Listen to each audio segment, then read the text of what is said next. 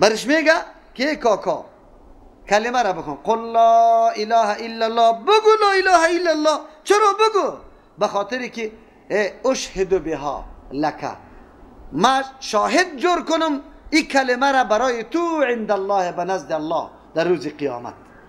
لیکن پالوش ابو جهل هم آمده، عبدالله ابن امیه ابی امیه ابن خلف هم آمده. او اردو برش میگه که در این وقت آخر دینی پدرای تا اعلام میکنی؟ ها؟ شرمت نمیاد؟ خود ابو طالب میگه که اخترت نار، چیسته؟ نار علش ناره، ما آتش سریب ننگ برگزیدم، آتش قبول کردم، ننگ قبول نکردم. امروز یک تعداد مردم همونطور است، ننگ دادم روش استاد است که چطور یک قدر وقت من توری نماز خواندم، حالی چرا توری بخوانم؟ یک قدر وقت در این مذهب بودم، حالی چطور به مذهب شوم؟ از مذهب رسول الله کرده دیگه مذهب وجود داره؟ ها؟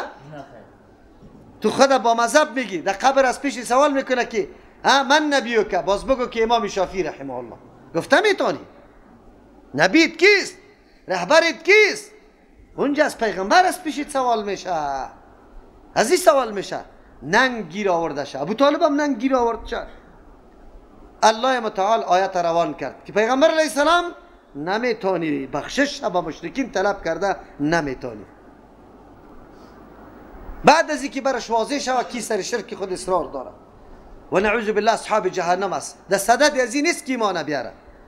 پدر و مادر رسول الله صلی الله علیه وسلم به می حالت رفته، شرک رفته. برای ما مناسب نیست که گپا را بگوییم، لیکن سوال پیش میشه. روایات و بعضی احادیث موضوعی و بی سند و بی اساس جمع کرده به این نیت که پدر و مادر پیغمبر علیه السلام زنده شده و بعد از او چی شده؟ بعد از او ایمان آورده. امام سیوطی رحمه الله عالم بزرگ است، نگویی که علمای بزرگ خطا نمیشه، خطا میشه. غیر از رسول الله صلی الله علیه وسلم دیگه کس معصوم نیست. رسالت نوشته کرده که پدر و مادر پیغمبر زنده شده و مسلمان شد. او اونجا حدیثای صریح میاد. پیغمبر علیه السلام در یک موقع گریان کرد. عمر رضی الله عنه پیش سوال میکنه که یا رسول الله چرا گریان کردی؟ گفت من از الله متعال اجازت طلب کردم زیارت قبر مادر خدا آمنه بنت وهبه. گفت الله برام اجازه داد از زیارت. سوال کردم که یا الله مغفرت برش طلب کنم، الله متعال برام اجازه نداد. چرا که برای مشرک مغفرت طلب نمیشه. یک صحابی از پیش سوال میکنه یا رسول الله این ابی؟ گفت ابوک فی النار. پدرم کجاست؟ گفت پدری در آتش است. صحابی بسیار خفه شد. بعد گفت که ابوک و ابی فی النار، پدری تو پدری من هر دوش در آتش جهنم است. صراحتا رسول الله صلی الله علیه و سلم میگه و این بعید نیست. ابراهیم علیه السلام پدرش آزر است، در کجاست؟ قرآن میگه که در آتش جهنم است. نوح علیه السلام پدر است اما بچهش چی است؟ مشرک است. قرآن ذکر میکنه. لوط علیه السلام پیغمبر است، زنش کجاست؟ در عذاب الله گرفتار میشه. الله متعالی کارش هست و حکمتش هست. اینا نگوییم که پیغمبر این قدر روی داره چرا پدر مادر خود روی داری نمیتونه. الله قانونش هست که برای مشرک چی نمیشه؟ شفاعت روی داری نمیشه. شرکی نمی قدر پدیده نادرست و ناگوار است. مؤمن از شرک خدا نگاه کنه، بشناسه شرک، توحید بشناسه، ضدش که شرک سیره بشناسه. از او خاطر الحمدلله کتابای خیلی که تفصیل بحث کرده، کتاب توحید شیخ محمد ابن عبدالوهاب الله قبرش منور کنه، کتاب نوشته کرده که نظیر نداره. امروز در کل دیار مسلمان ها او درس میشه، تدریس میشه. در موضوع در مسئله خود یکتا کتاب است. بعد از او الحمدلله علما مختلف کتاب نوشته کرده، لیکن مثل کتاب باره کتاب نوشته نشده. کسی که اگر مبارزه با شرک میکنه، با بدعت میکنه، عملا قدم میگذاره، او را وهابی میگه. چرا که عمل کرده از او را تعقیب میکنه. او کدام مذهب نیست، او کدام نظریه نداره، فقط امتیازش در این بوده که عملا کار گرفته. او جایی که مرکز شرک جور شده بود کلش ویران کرد. در عربستان شاید گناه های متنوع شوه خو شرک وجود نداره، شرک وجود نداره. کتابش مطالعه بکنیم. ما اون شخص از روی کتابش میشناسیم. همین کتاب همو بزرگترین دشمنش بخیزه بگویه که اینی جایش غلط است. مرد کسی است علما می قدر است وهابیا را بد میگه. کتاب محمد ابن عبدالوهاب، خودی محمد ابن عبدالوهاب نعوذ بالله زندیق و گپا میگه. بگو یک کتابش خو ختما هست، تو یک انتقاد سرش بکو. اگه مرد هستی، اگه مؤمن خدا میگیره، عالم خدا میگیره. از روی کتاب خو ما میشناسیم دیگه، گپایش به ما معلوم نیست، به الله میسپاریم. چی ضرورت داریم که ما مردم فتوا بدیم که درست است یا نادرست است؟ ما خود دیگه نمیشناسیم، از کتابش میشناسیم که اولین موحد است، مبارز است. امروز هم که امو قسم مبارزه میکنه، تو نامش میمانی که فلانی است، فلان برش میگی. شرکی قدر بد است. رسول الله پدر و مادر خدا شفاعت کرده نمیتونه. ای امتی، تو مورد شفاعت پیغمبر آسان نبود جانب دوزخ بردنی من، آنجا که احمد مختار نباشه. آسان نیست. زوری پیغمبر از الله کده زیاد است نعوذ بالله. و بدبخت چرا یه اشعار میخوانی؟ یه اشعار شرکی را، یه اشعار غلطه. این ملت بیچاره در تاریکی ها زندگی تیر کرد، تمام عمر اشعار شرکی گفته رایسته، خوانده رایسته.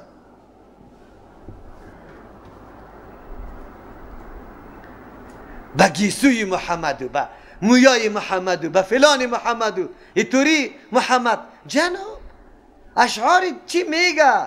تو رسول الله را میشناسی؟ چقدر سنتش عملی کردی؟ در کدام معامله؟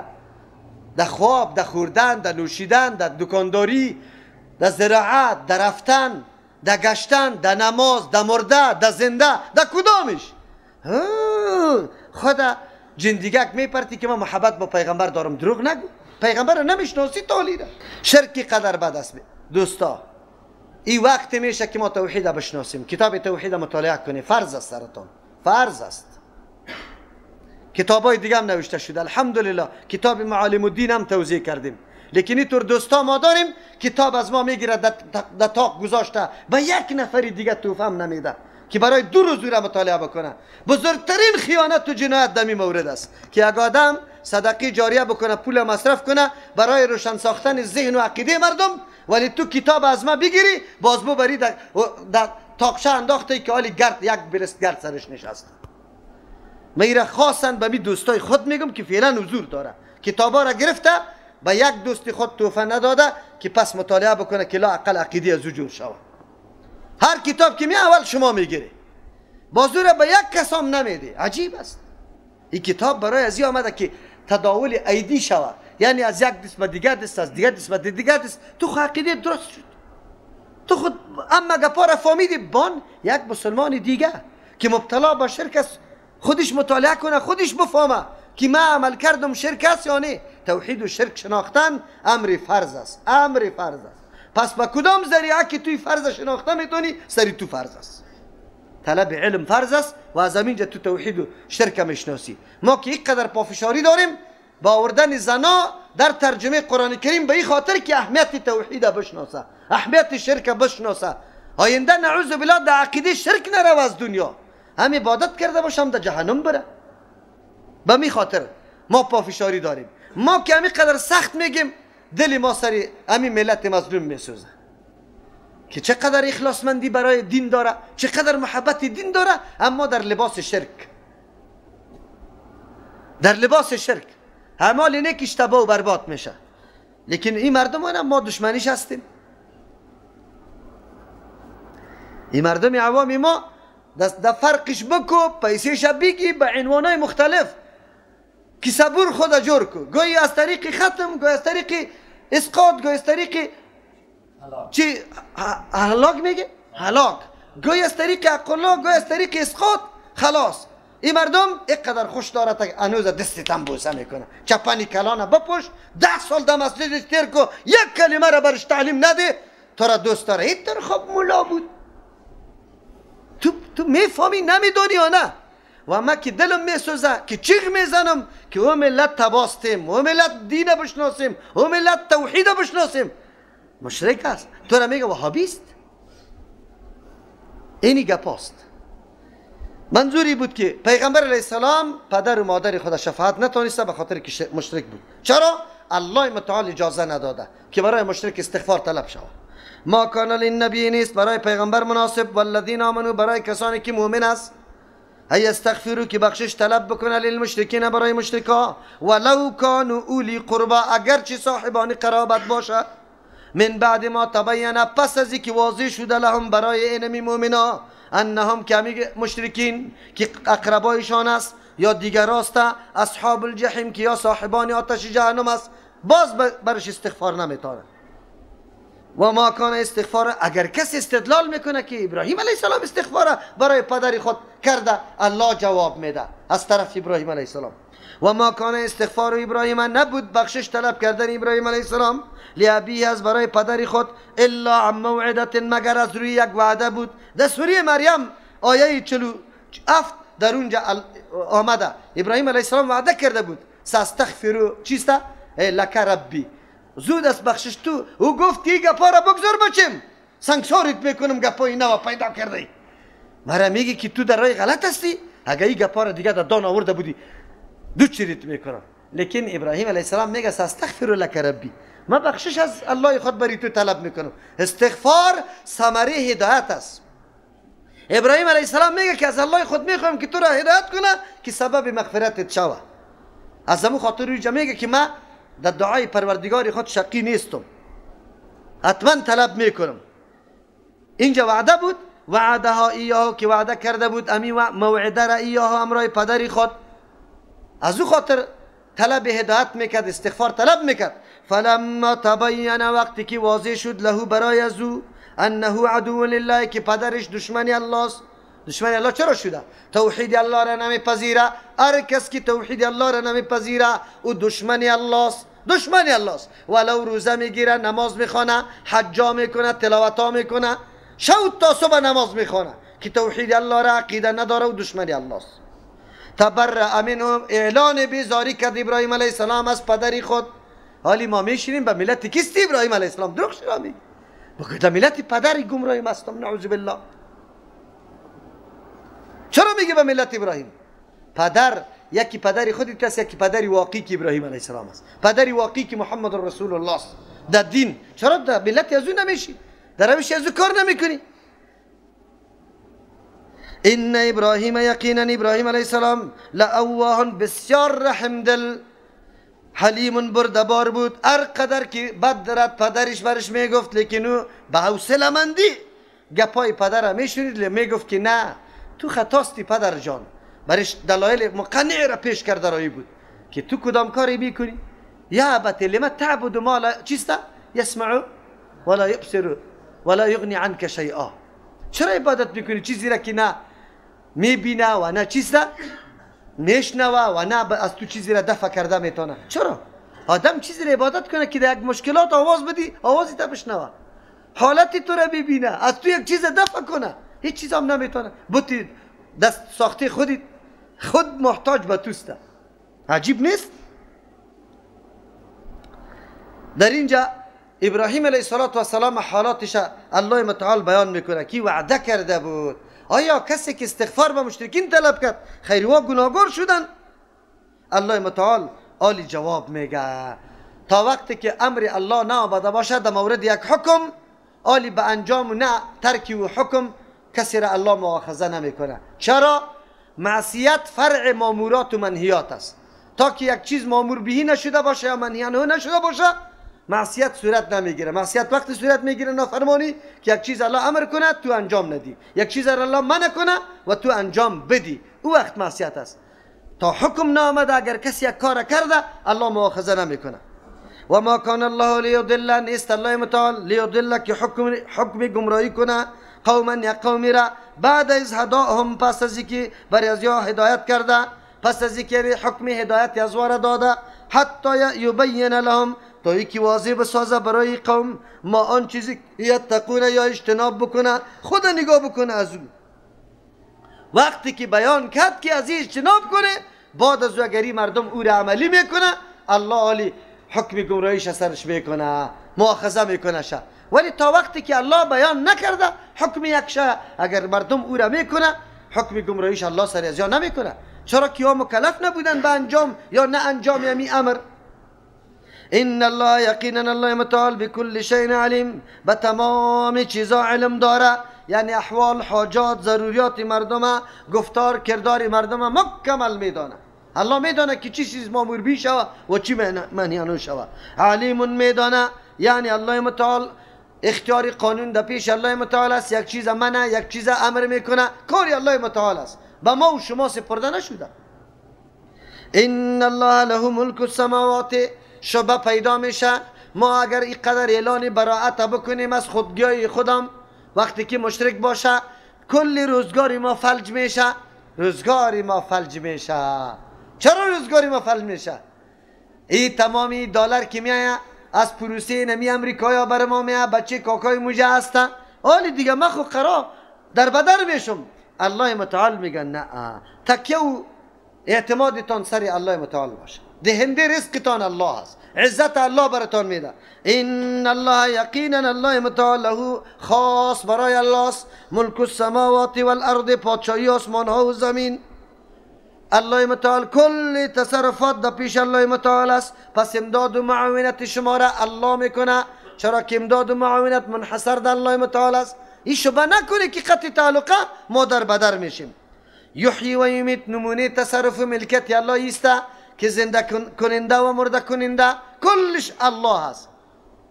تو اگر زنده نگاه میکنه حتما رزق برات میده. اگر نه که روزی مرگت میرسه، باز که دنیا در پیش روی رزقت وافر هم باشه، مرگ سرت میاد.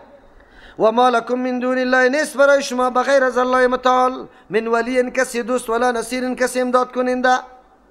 پس بجز از الله متعال به کسی دیگه اعتماد نکنه، تکیه نکنه. چرا؟ امدادتان الله میکنه.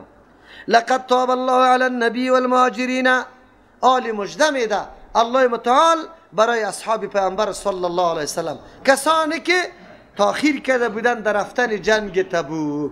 10 نفر بود، 7 نفر خدا در ستونا بسته کرد. الله متعال توبهشان قبول کرد. رسول الله صلی الله علیه وسلم به دست خود وارا چی کرد؟ باز کرد چیشه و رفتن. آل باقی 3 نفر و باقی مانده. لقد تاب الله، یقینا رجوع رحمت کرده الله علی النبی، بالای پیغمبر رحمت خصوصی، والمهاجرین بالای مهاجرین، والانصار بالای انصار، الذین و مردمایی که اتبعوه تابیداری پیغمبر کرده. چه صفت ممتاز داشت؟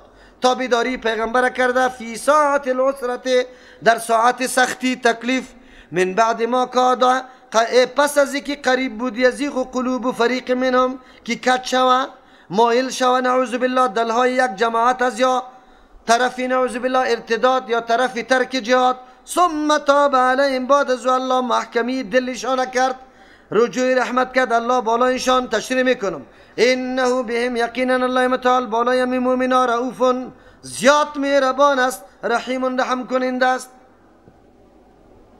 حالات جنگ تبوک است. الله متعال اعلان میکنه که رجوع رحمت کرده. 2 ترجمه میکنیم. توبه به معنای قبول کردن توبه است. پیغمبر خود گناه نکرده، مهاجرین و انصار خود گناه نکرده. چرا الله توبهشان قبول میکنه؟ بله، پیغمبر علیه السلام کاری خلاف الاولا کرده، مناسب نبود که منافقی را اجازه به نشستن از جهاد بده، به خاطری که واضح میشد مؤمن مخلص از منافق جدا میشد. پیغمبر اجازه داد، کاری خلاف الاولا را کرده. الله خلاف الاولای پیغمبر خود چی کرد؟ معاف کرد. لقد تاب بالای پیغمبر شد. امی قسم بالای مؤمنا، بالای مؤمنا الله چیسته قبول توبه کرده. چرا؟ یک کمی میلان قلبشان پیدا شده بود به سوی از اینکه در جهاد شریک نشوه. مؤمنا شانش اینقدر بالا بود صحابه کرام که کمکی تمایل قلبی که والا گرمیم زیاده، سفرم دور است، لشکرم خیلی قوی، میوه ها اینجا پخته شده، سایه خیلی لذت داره، اینقدر جهادا کردیم خیر است نمیچه آدم اینجا بمانیم. امی میلانم الله متعال نمیخواست که از صحابه صادر شوه. حالی قدر و منزلت صحابه را شناختی که ادناترین میلانه الله متعال نمیگذاره برای صحابه. باز امور چی میکنه؟ مغفرت میکنه، معاف میکنه. بالای مهاجرین و انصار در مقابل تاخیرشان یک تعداد قرار ماندن، الله توبه کرد، رجوع رحمت کرد.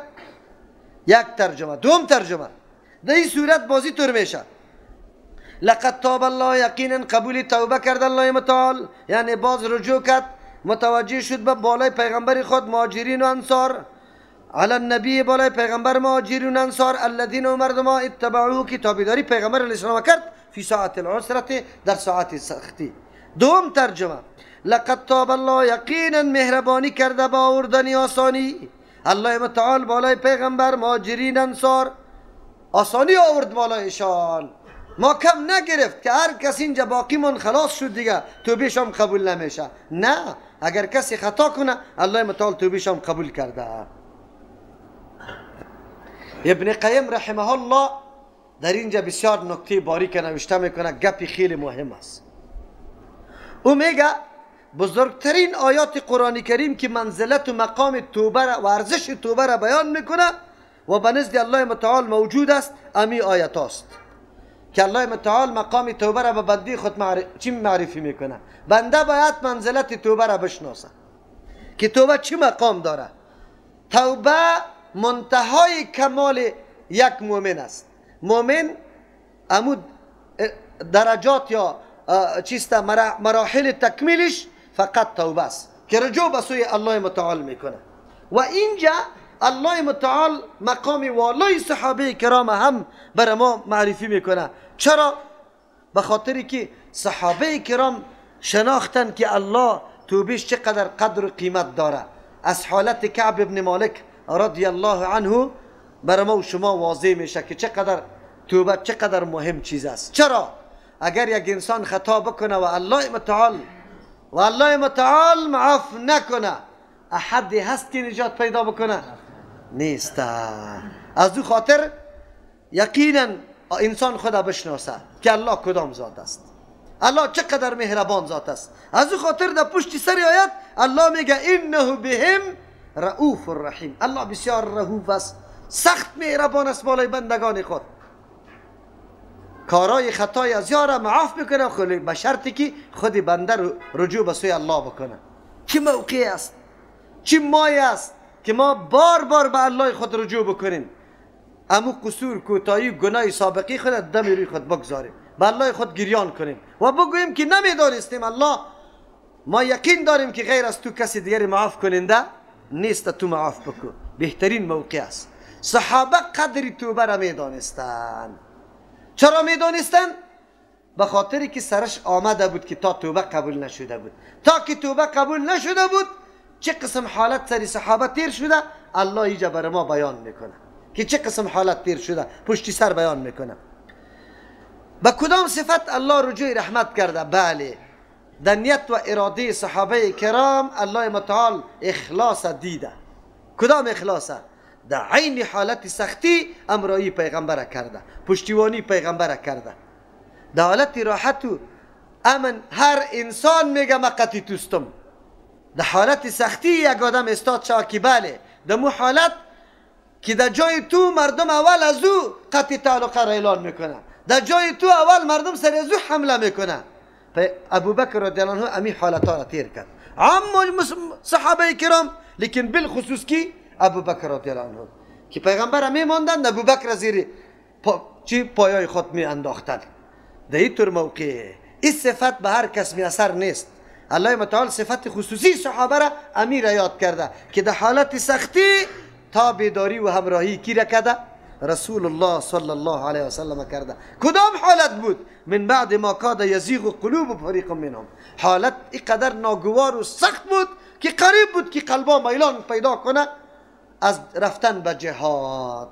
و گفته بودم که سختی در جنگ تبوک خیلی زیاد بود، لیکن ثم تاب علیهم دو مرتبه ذکر میکنه الله متعال، یا برای تاکید است یا برای عزیز. ثم تاب علیهم، بعد از الله رجوع رحمت کرد، قلبای مسلمانان را که کمی میلان وسوسه پیدا شده بود کلش زائل کرد، مصمم ساخت. از او خاطر صحابه یک دم در جهاد شریک شدن. انه یقینا الله متعال بهم بالایشان رؤوف الرحیم، مهربان رحم کننده است.